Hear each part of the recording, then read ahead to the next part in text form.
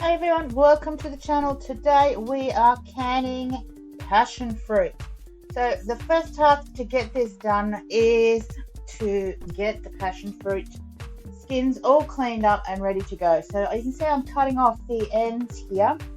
The reason for doing this is all of the little bits when I started to cut the tops off would actually break off and ended up in with all the passion fruit pulp.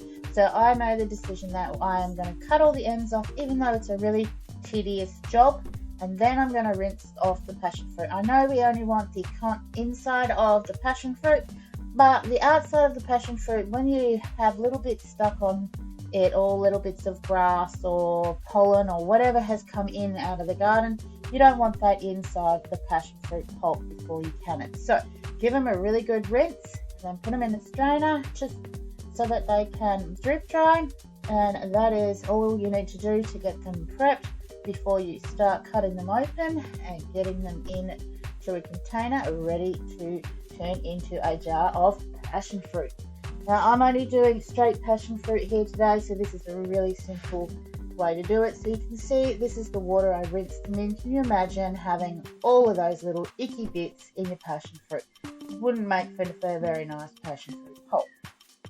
First part of getting organized is basically we just need a chopping board, a knife, and a container to scoop all of your pulp into, and then also a little teaspoon really makes life easy for you as well, especially if the spoon doesn't fit inside the passion fruit pulp itself. It makes it very hard to scoop out. Now, I learned a little trick with doing some research. Instead of cutting your passion fruit in half and scooping out of two halves, to just cut off just the top bit so that it is just the top being cut off, and then you only got one half to scoop out. It also makes it a lot less messy because all the juice isn't falling out when you cut the passion fruit in half. Again, this is a long, tedious process of taking all the passion fruit out of the passion fruit. So just stick with it, guys. It is going to be so well worth it when you're finished. I was so impressed with my passion fruit vine this year. This is the first year I'd gotten passion fruit off of it. And every single passion fruit that I opened had beautiful, juicy passion fruit. It tastes amazing and it smelled amazing as well.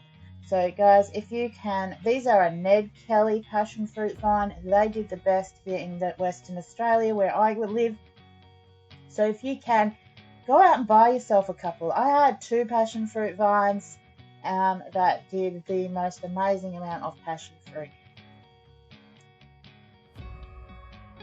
So I managed to get a total of 4 cups in this blue bowl of passion fruit, and then I got another 2 and a bit cups of passion fruit in the measuring cup, and all of this is going to go into some jars and become just plain old passion fruit to do whatever I want with it in the coming months.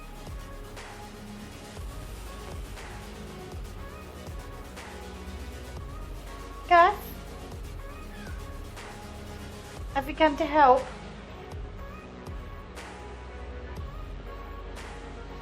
No? Just come to stretch. Awesome. Thanks for your input. Now I'm going to be using my Simple Natural Vacola unit to do these passion fruit. If you want to check out how to use that unit, I will leave a link at the end of this and down in the description so you can go and check out how to use that. But I always still, no matter what, sterilize my jars because these have been sitting in a shop covered in dust. Even though they were washed with hot soapy water, I will still sterilize my jars just to make sure that anything that has gotten on them has been disturbed. And now it's time to set up my unit. I usually try and sit it on the sink here. You can see it's a little bit wobbly there, so I use a chopping board to make sure that it is nice and secure and level and it doesn't rock around when the machine's on. My cord doesn't quite allow me to have my hot water go into my sink, but I still can get this done without having to move my unit once it's hot. Now it is time to get those jars out of this boiling pot of water. I have let it cool down just a little bit I boiled them for 10 minutes, between 10 and 15 minutes. As long as it's a minimum of 10 minutes, you're good to go. Now, I know a lot of people say you don't have to sterilize your jars these days using the Simple Natural unit. But like I said, I still do because I want to make sure that these jars are clean. Now, I've pulled all the jars out with a pair of tongs. Please be aware, I have burnt myself doing this before because I wasn't paying attention to where the water was running. So just be careful. Now, this passion fruit in the blue bowl, you can see there that I have done nothing to it. I have not heated it up. I have not separated the seeds out of it. It is straight passion fruit out of the passion fruit. Once these jars have cooled down, because my passion fruit is going into the Simple Natural Vacola with cold water, so I'm doing a cold into cold, and that is how the Simple Natural Vacola unit works. So I'm just going to fill up all my jars to 1 centimeter headspace. So that headspace is the top of the jar to the top of the food. If you put too much in there, just grab a spoon and scoop it out into another jar.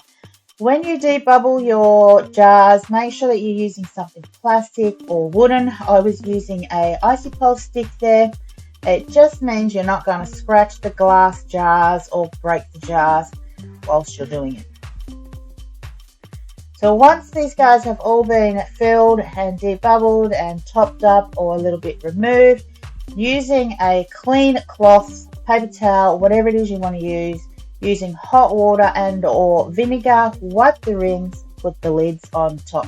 Now I soon realized, because this is a process that I did with my hand was not working properly, so I did all of this filling up and cleaning the jars down, and then I got my son to come down and put the lids on for me because my hand just couldn't do the lids up. Now it is only finger tight, but when your hand doesn't work quite well properly, finger tight is not even the lid on. So thanks Dylan for coming and giving me a hand. Now it's time to get those jars into the unit. Remember, cold water, cold food, cold jars. And I will still put the link on how to use the Vacola unit at the end of this for you guys to go and check that out. Now, it does not matter what size your jars are, how big they are, how small they are. You use the unit exactly the same way for all of them. If it is under a size 31 Vacola jar, anything bigger than that, you need to take a look at the difference in processing time. So once these are processed for the full amount of time, pull them out, put them onto a chopping board, which will stop any shock happening from a cold bench. And don't tip the water off the top of them, just leave it there because you don't want to tip the product and upset the seals with the product getting under the seal. Now you need to leave these jars sit on that chopping board for 12 to 24 hours minimum before you come along and test if they have a proper seal or not. You are looking to see if your buttons are coming up and down, and if they are not moving, they are sealed. If they are moving, your buttons or your tops, they are not sealed. Put those ones straight into the fridge and use them within the next couple of days. The rest of them, label, date, and put them on the shelves. Alright guys, thank you for joining me here again, and I really hope that this has helped you to learn how to can straight passion fruit into a jar and put it on the shelf so that you can use it whenever you want to use it. And don't forget to head on over to Cook with Mumma Bear. Check out any recipes that I'll be using the preserved products on. Oh, and the subscribe button will be up there. There'll be a couple of linked videos for you on the side here as well. And until next time, happy preserving.